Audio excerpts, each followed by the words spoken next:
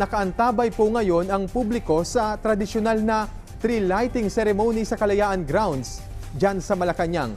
Nagsilbing adorno ng Christmas tree ang mga parol na kalahok sa isang bituin, isang mithiin parol making contest na nilahukan ng mga estudyante mula sa state colleges at universities. Kasabay ng pagpapailaw sa Christmas tree ang anunsyo ng mga nanalo sa parol making contest na tatanggap naman ng premyo mula sa Philippine Charity Sweepstakes Office o PCSO.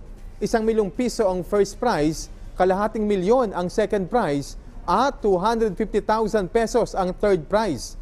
Kasama rin sa premyo ang laptop showcase at mobile phone showcase.